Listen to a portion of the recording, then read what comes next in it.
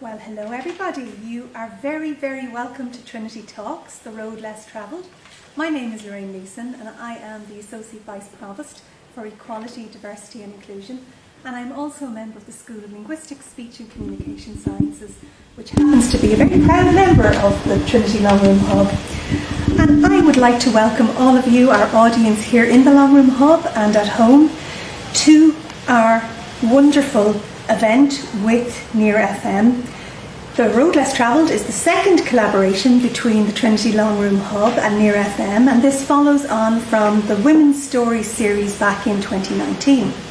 The series is all about paths to education, and really importantly it points out that the traditional school to university route is not the only road. We're going to meet current and past students from Trinity, here Trinity College Dublin, who have taken the road less travelled to education. Men and women from all walks of life who have overcome social barriers, prejudice and discrimination, and all for the opportunity to study at third level. I have to say I'm particularly delighted to see this happening because I too have had an atypical journey to college, and so I can't wait to hear what everybody has to say. Today, to get us started, we're going to be joined by Leah Kenny. Leah came through Trinity's Access programme, which led her on to an English Studies programme and a love of Samuel Beckett. And today she'll be interviewed by Eve Patten, the wonderful director of the Trinity Long Room Hub. Eve is a professor in Trinity's School of English, and her research covers Irish literature and culture in the 19th century and 20th century British and Irish writing. I have one little point of note before we begin. As part of each event, the audience, you lovely people, have an opportunity to ask questions, and we'll feature a few of these questions and answers in each episode that is being recorded by Near FM. We would be delighted to have your questions, so have them ready for the end of the talk for the questions and answer section. And make sure you're ready to raise your hands to let us know if you have that question. Now, one major tip in this regard: please remember to ask your question when the microphone is in front of you so that we can properly record you for the radio programme. And Near FM have kindly advised that this particular episode will be broadcast on Wednesday, November the 24th at 4:30 p.m, and a podcast will be available after that time. That's all from me. I feel like a real proper broadcaster now. I'm going to hand over to Eve in the studio. Over to you. Well, thank you very much, Lorraine, and hello and welcome to everyone who's listening. And most important, hello and welcome to you, Leah, because it's just a pleasure to have you with us. I remember you very well from your time as an undergraduate in the School of English here in Trinity, and it's wonderful to see you back. And I'm very much looking forward to hearing a little bit about the journey that you took into Trinity and what's happened to you since you finished your undergraduate studies at Trinity. But maybe I could start by taking you right back to where it all began for you. Can you tell us a little bit about where you come from, the family that you grew up with, and perhaps say a little bit about your early days going to school? Yeah, absolutely. I suppose I had quite a typical upbringing. I am born and bred in Inchicore, and my entire family are from there and have been for a long time. I live at home with my mum and my two brothers, and I have quite a close-knit extended family as well. From a very young age I would have been kind of enclosed in a world of culture and literature, and I would have been exposed to a lot of things from a very young age, which I'm very proud of and very delighted that was the way I was brought up. It's not, I suppose, very typical that an 8-year-old goes to her nanny nana's on a Friday and plays chess and listens to Mozart, but that's the kind of environment in which I lived. My family are, honest to God, fantastic. They are just, I've no words to express how incredible they are. We are very close and we talk and debate and we chat, and we've always had a lovely environment where we can be anything and do anything, and I think that's really important, particularly if you're striving for things in your life that maybe aren't always opportunities that might be open to you. My dad comes over every weekend or every second weekend, and gives my mum 5 books that she'll read over the course of a couple of weeks, and that idea of like almost eating literature and consuming things is a massive part of how I was brought up, which I think is how I ended up here. And tell me, did you feel at the time that that was unusual in your community to have that degree of engagement with books, with learning, with culture, with music? Was that something that at the time you realised was not how other people lived? Yeah, absolutely. It like in the primary school that I went to, there would have been a lot of people that read, but it wouldn't have been. They wouldn't have been exposed to things that I would have been exposed to through my extended family. I mean, my uncle sits me down at the table anytime we have dinner and speaks to me about philosophy. And my granddad had us listening to Mozart and opera from a young age, and as I said, taught us chess. And any time there was anything going on in the school or primary school, a show and tell or something like that, I would bring in a music piece, or I would try and teach people how to play chess, or I would bring in my tiny little children's copy of Little Women that my mum bought me when I was 7 that I just like consumed from a very young age. So I kind of knew that we were different, I suppose. Not different in a bad way, but different nonetheless. Well, look, I'm with you on Little Women, and everybody should be reading that. But please tell me you also watch television and listen to a bit of pop music occasionally. Yeah, yeah, of course we did. Yeah, no, definitely. Like, we were the kind of family where there was no TV in the bedroom. It was you read a book, and it was when Santa brought presents, they brought novels as well. And anytime my mum went to the supermarket, I remember, I still have them at home, children's classics. She used to bring us home one week, all 3 of us.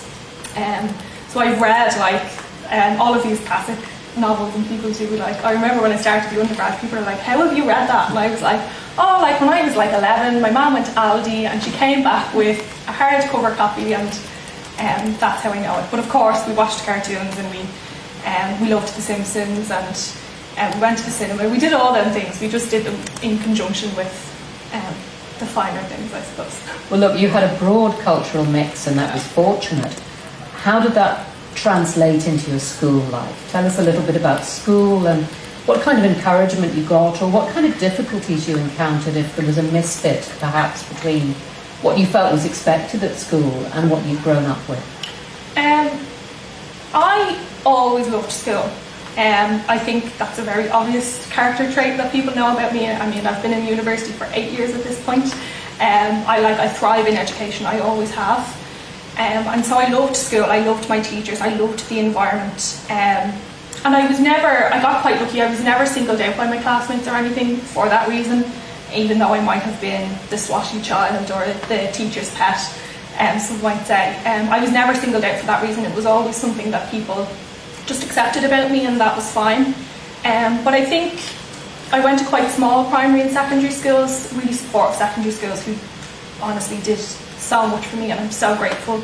But I kind of had big fish, small pond syndrome a little bit. I would have found school quite easy. And then when I came into university through the TAP programme, I got quite a land to me when I realised that there were so many more people who had so much more experience than me. So that was quite difficult for me to come to terms with, I think.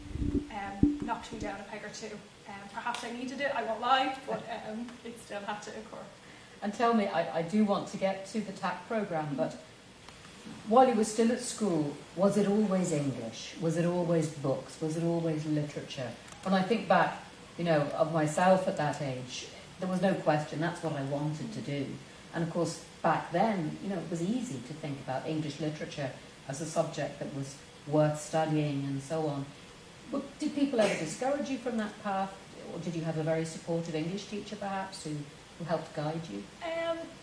It always has been literature. Any Gaeilge out there is going to give out to me, because people give out to me when I say this. I call it a gra for English, and it's not a gra, it should be an avian or whatever, but my gut loves English. Like, I have that drive, that's what I cherish, it's what I love, and it has always been that way. In school, English came easy to me. I was the one analysing the poems, and my English teachers were always incredible.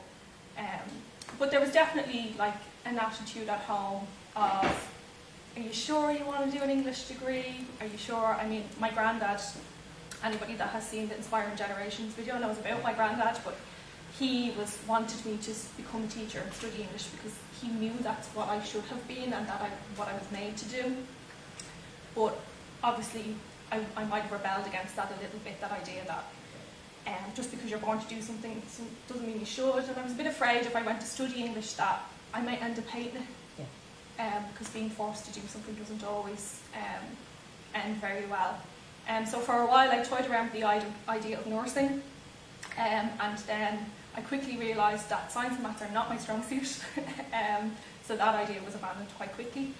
And then when it came to the Leaving Cert, I was kind of leaning towards primary school education, because I really like kids, I always have, and I don't like teenagers. I didn't like teenagers very much, I should say, at the time, so I was like, no, primary school education. But then the Leaving Cert came, and it didn't go my way, I will say, and I had to kind of change my perspective a little bit. And it was one of them situations where what I thought was the worst possible thing that could have happened to me, and I mean the worst possible thing. Like, God love my mother, the day I got my Leaving Cert results, I sobbed. She said she could hear me from halfway up the street. Like, I locked myself in the room, nobody was allowed to speak to me. I was devastated. But in reality, it was the best thing that could have possibly happened. And that's a story that I know there'll be people listening who went through something similar, that terrible knockback. And we all have complaints about the Leaving Cert and how clumsy it is as a measurement. But it can be devastating, but you had to pick yourself up again. And that's when the Trinity Access Programme came into play for you. So can you tell us a little bit about that process and how you felt making those applications and then coming in through the TAP programme, what it meant to you? Yeah, absolutely. I've always been aware of TAP from a young age. The school that I attended and now work in was very much aligned with TAP. They were my first experience of Trinity, and they gave me that kind of like lightning rod moment of, oh my God, this is where I want to be, this is where I belong. That was when I was in, I think, first or second year, could have even have been sixth class. And so I had a very close relationship with TAP throughout my time in secondary school. But the actual Access programme, I know it might sound a bit ridiculous to know of TAP, but not the Access programme. It wasn't something I was aware of. And when I was in, I think it was the beginning of sixth year, she was my guidance counsellor at the time. She's now a really good friend and my boss, Michelle O'Kelly. She said to me, she's always been very good at knowing exactly what I'm capable of and knowing when to push me. And she kind of came to me and we were talking about my Leaving Cert results and what I expected to get and stuff like that. And she brought up the idea of the Access programme to me and my best friend actually at the time. And I was kind of like, oh, I don't know, I think I'll just like power straight through, everything will be fine, I don't think I need to apply. And she said, no, apply, don't be ridiculous, you have to have a backup plan or whatever I thought that might have been. And thank God she did, because I don't know what I would have done if that wasn't the case.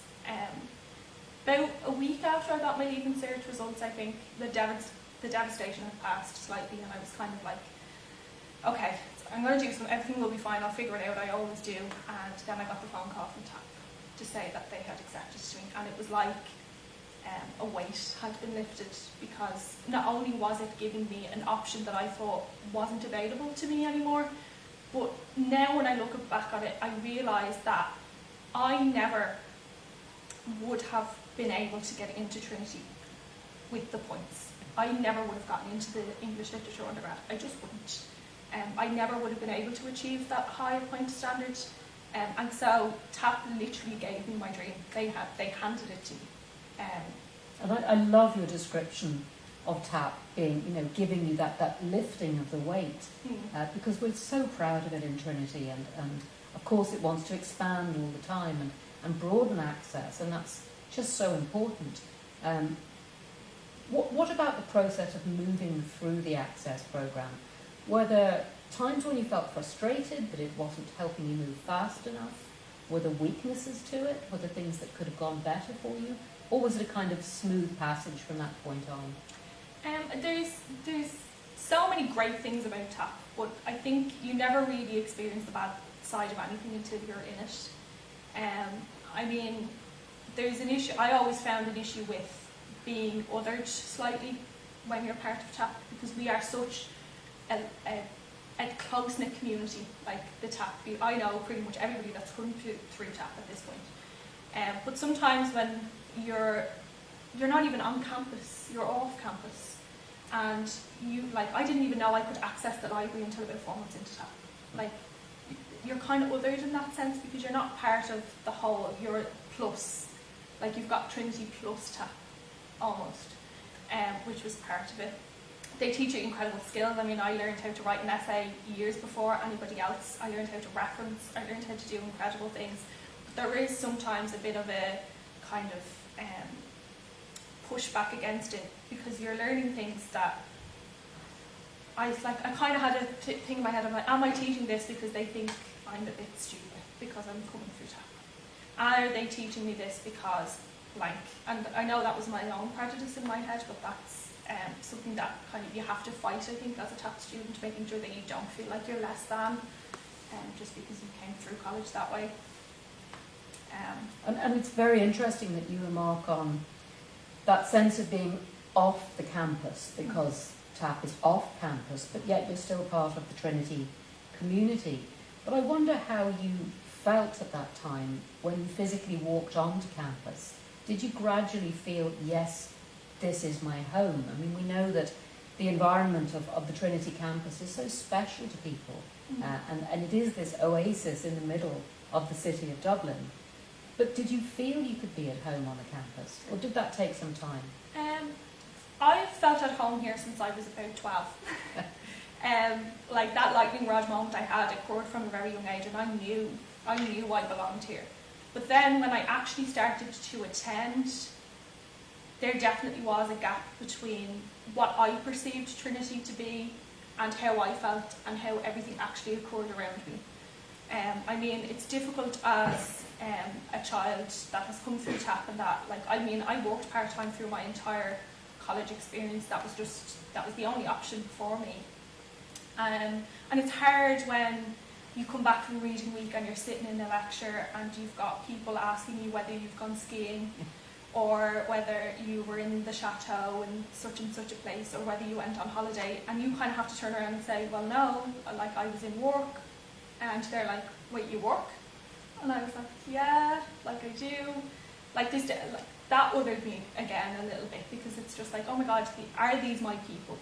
So it's less about the place. The place is incredible. I mean, look at it. But there's definitely a sense of, is this my tribe? Yes, yes. Do I belong here? Exactly. And of course, we've all met those students, and very often they are in the School of English with that tremendous confidence. And I'll let you into a secret, Leah. Some of the lecturers are frightened of them too, so it's not just you. But you did settle, and you became part of the School of English community, and you could have made life a little bit easier for yourself, but you decided you wanted to write about Samuel Beckett.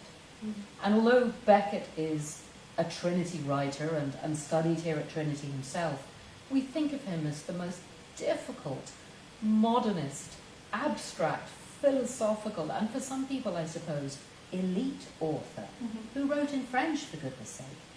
Why? Why did you give yourself that additional burden? What drew you to Beckett? Why did you identify with him? I've never taken the easy way out of my entire life, which is part of it. From the time I walked in to the first day of my undergrad, I told all my friends I was going to do my dissertation on Ulysses. That was what I was going to do. A naive 18-year-old says as they walk in the door, I'm going to do my dissertation on Ulysses. And the further I got into my undergrad, the more I wished to distance myself from Joyce slightly. And then when we got to pick our final year's kind of electives, Julie was putting on a lecture on Beckett. And I thought, oh, that sounds interesting. We've read one or two of his plays before. They're a challenge. I like a challenge. I'll just jump straight in and see how I get on. And the first lecture was both incredible and absolutely terrifying at the same time, because obviously I had bought the plays in preparation and some of the novels in preparation, and I was in a classroom full of people who like loved Beckett, like in the way that people like love Ulysses, and I had only read what I had needed to read at that point, so I was like a fish out of water the first time. But then as the weeks kind of went on, I've never been a docile or quiet person, so I was engaging, and Julie obviously is incredible, but she had us go over to the archives to actually physically see some of Beckett's handwritten work. And the archives are incredible. Anybody that attends Trinity and has not been to the archives and experienced the actual physical pieces is an absolute lunatic, in my opinion. But we went over and we got to like see his handwriting and his notebooks and his stupid little flimsy copybooks with his awful chicken scratch handwriting, and it was just such a kind of a moment for me of like, he just became just some man who liked to write plays. And I don't mean to belittle his work by any means. He is incredible, and he will always be incredible to me. But once I kind of seen the copybook, and I looked at a photograph of him, he started to remind me of like one of my grandparents a little bit. Like a little bit grouchy, a little bit grumpy, not necessarily a very likeable person, but a genius nonetheless. And I think if you can see the kind of human aspect of Beckett, he loses a bit of his glamour that people kind of get caught up in. Because if you put anyone on a pedestal, they're always going to be taller than you. But if you can just stand them on their own 2 feet, you've more of a chance of achieving something. You've demystified Beckett absolutely brilliantly, Leah, and you've made him human, and it's a wonderful thing when you can make a writer your own in that way. And I'm wondering, are there things that have stayed with you that you learnt from reading Beckett, from looking at the manuscripts, more general life lessons that you were able to take away? When we think about studying English, I hope this is still the case, it's not simply to pass exams, to write essays. It's to give us resources, resilience, ways of thinking about the world. And I wonder what Beckett, or the other writers you studied, gave you that you've been able to take with you and perhaps pass on to other students. Something that I find is great about Beckett, not about the person, about the idea of him, is that he never did anything on his own. Now, he was not aware of the fact that he didn't do it. Didn't do everything on his own. He had a team of people that helped and aided him, and I think that's an important lesson for people to learn when they look at someone who has achieved so much. Nobody does anything independently. There's always people there that help and guide and tweak and give emotional or physical or support in any way. And that, when I was writing my dissertation, that was the part about Beckett that kind of got me. That he might have thought he wrote everything on his own in a little hovel and produced them and published them, and he did everything, but he didn't, and that's just a lie. And I try and impart that piece of knowledge on the kids that I teach. Like, I could sit here and tell you about how I studied really hard, and I sat in my room and I did great in my Eve insert, and I wrote and I read, and all of these ideas just appeared to me. But that's not true. That's not what happened. Like, I have a team of people, 50 people strong, that support me and help me, and also tear me down a peg or two when I need to, and they question me. And that's what's so important about achievement, that it's not mine, it's all of the people that help me as well. And you've mentioned the kids you're teaching now, so this is the way the story, the journey has continued. That you've stayed in education and you are now an educator because you are teaching. So I know you're working for a master's in education, and in fact you're already teaching in the school where you were a pupil once. So tell us a bit about that, about how you do you feel that you are a fully fledged teacher already? Do you still feel insecure in that role? Do you feel uncertain? Or are you brimming with confidence? There you are, coming out of Trinity with your very good English degree. Do you feel that you are a different person perhaps to the top student who nervously came onto campus in those early days? I am definitely a different person. I think when I first got the call from Michelle, my very good friend and boss, to ask if I would be interested in filling in for maternity leave for an English teacher, I was in the middle of a different master's. I was studying to become a human resource manager, a master's I've now completed. But when she asked me, I was like, oh God, no, I don't think I can. I wouldn't be able. I haven't, it's been a year since I finished my degree. I don't even know if I could use it, whatever. And she was like, you're an idiot. Come into the school and give it a go. So I was like, okay. So I went into the school, and I've mentioned lightning rod moments once or twice. Walking into that classroom was one of them moments for me. It was almost as if someone was standing in front of me and going, you are an idiot for not realising you belonged here sooner. And I mean, don't get me wrong, it was the single most difficult month of my entire life, that first month, because kids of any age, whether they're 8 or 18, they think I know everything that has ever been needed to know. So it's a lot to take on, I think, but anything that's worth having is difficult, and I can't imagine myself doing anything else, to be perfectly honest with you. Well, I echo that, and it's such a tremendous secret of the profession, isn't it? It's so rewarding, and it's so exhausting in equal measure, but the joy of the teaching role, I just think it's, from my own experience, something I want to shout about, and it's great to hear that you're feeling the same way about it. And you know, I hope this is the beginning of a long professional career as a teacher, because obviously your students will value you and value your experience. But of course you've had another role, Leah, which is as a role model, I suppose, a poster student for Trinity.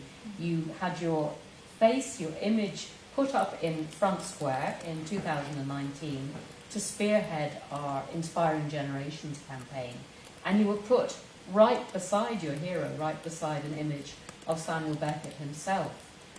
And I don't know how high the image was that they made of you, but it was very, very impressive when you walked through Front Square. I think it was there 40 feet. My little brother likes to comment on it a lot. The giant Leah Kenny.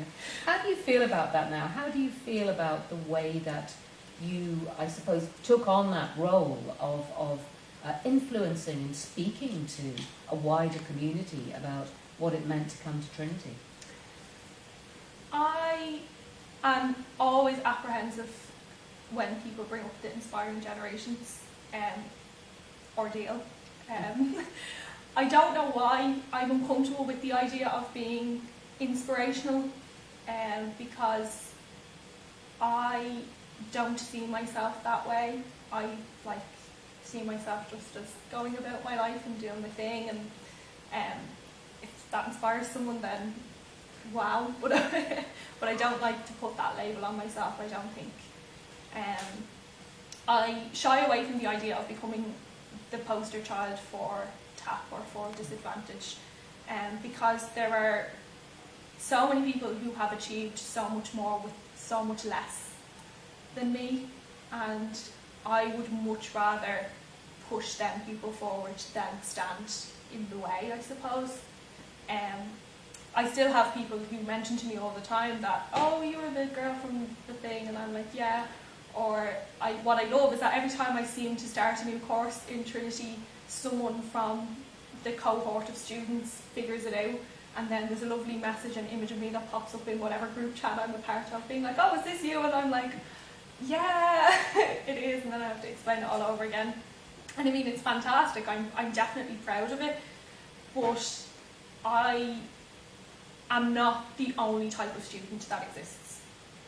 And I have been so lucky and have had so many advantages in life that I don't want to represent anybody else, because I am very lucky. Exactly. And we need to hear all of those stories in their diversity, of course. Leah, I know we've some friends in the audience who are hoping to ask you a couple of questions, so we might turn to our audience now and see, is there anyone who'd like to ask Leah more about the journey she's taken on this road And we have a microphone. I'd ask our guests to just tell us who they are and where they're from. Hi, my name's Julie. I was Leah's teacher. I got her hooked on Beckett. I'm proud to say, and I had the pleasure of supervising your dissertation. Thanks a million. I loved that interview. And your granddad was right. You should always have been a teacher. I'm pleased you came around to it in the end. And when you were speaking there about the Inspiring Generations campaign, it's funny, I had always thought of it in a different way. Like, you had your visit to the archives, you had the course that we did together, you had the creative piece, the famous creative piece where you reflected on your granddad, and then the essay you wrote, and then you took it further into the dissertation. And the way I always thought about it was that your dissertation, because you took Beckett down a peg, was more like a collaboration between yourself and Beckett, and then you finished that. And then the Inspiring Generations campaign was like a collaboration between you and Joe Castle, the artist. Because I know you met a lot, and you spoke to him about how to represent Beckett visually, and it gave me so much happiness, like the 40-foot Leah, the 40-foot Beckett, either side, putting manners on each other because you were holding your book. And I guess I just wanted to say that because I think it's fantastic you did it, but it's funny how people can have different interpretations. And I guess I have two potential questions if there's time. The first one is, when you're teaching, the kind of knowledge that you got working on Beckett and kind of dismantling that idea of the canonical, intimidating figure, like, can you see yourself doing that with the other canonical figures? And is that something that you're kind of thinking about doing? And I guess the other question, if there's time, is to talk a bit about what it was like working with Joe Castle, because that's such an amazing experience that you had. But maybe I'm being greedy and I just get the answer to it. Thank That's you. fine. Yeah, I mean, I love to tear someone down a peg or two, particularly the kind of canonical writers. I think it's really important that students engage with the idea of the literature rather than just the idea of the person who wrote it. I do a lot with Shakespeare. Obviously I teach a lot of Shakespeare, being a secondary school English teacher, and we were only talking about this in the PME the other day. I like to undercut the idea of Shakespeare, particularly with my junior certs who might not have had necessarily an introduction to him before. There were a number of ways I go about that.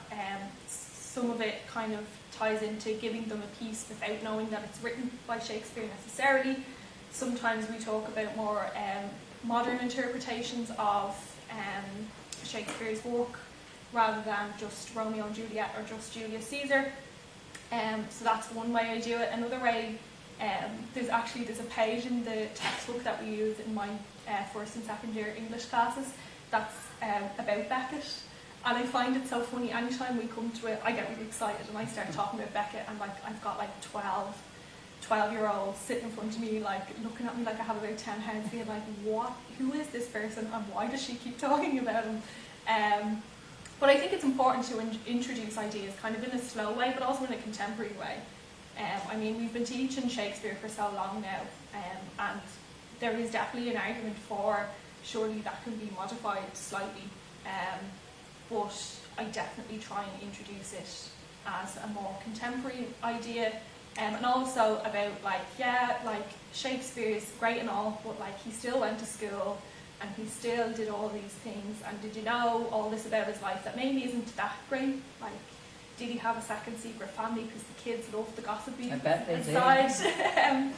Yeah, so that's kind of how I go about it. I mean, everybody needs to be demystified a little bit.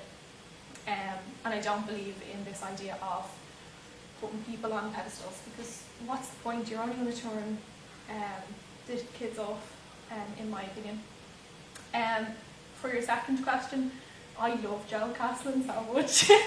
I was absolutely petrified when we started the process of Inspiring Generations. Just petrified. I was severely anxious. I didn't know what to do with myself. I didn't know what they were going to ask of me. I had never worked with an artist in any capacity before. I actually didn't know anything about Joe Castle at all, which people find really funny because everyone assumes that I knew about his art and I didn't. And I think that's why it went so well in the beginning, because I wasn't nervous about him, I was just nervous about the idea.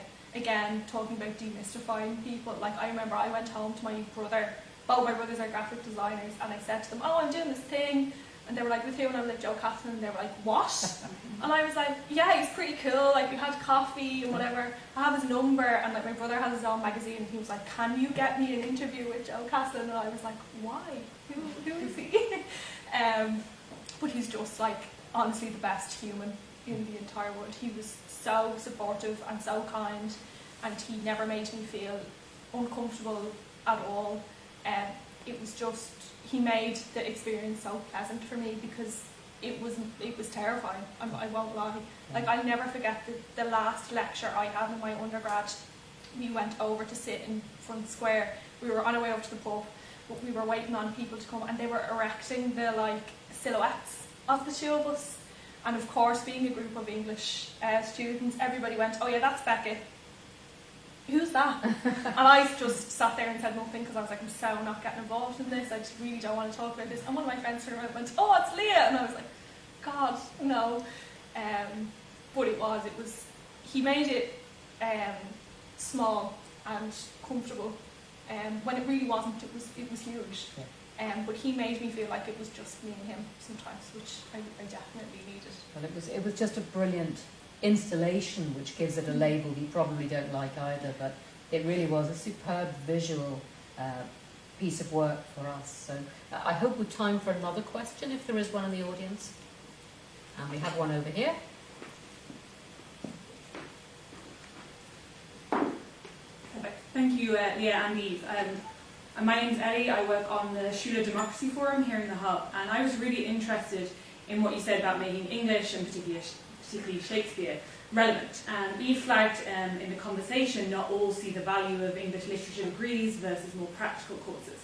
I suppose after your own experience in education and now your experience as an educator, what would you say to these skeptics or the people that are making the decisions about budgets and cutting departments at the moment? We talk all the time in school about transferable skills. That's kind of what we base all of our decisions on. Even in my master's in human resource management, that's what we talked about all the time, transferable skills. And what people don't realise is that English is all transferable skills. I love hearing this. This is great. Like, everything I have learned in English can be applied to any other area of my life.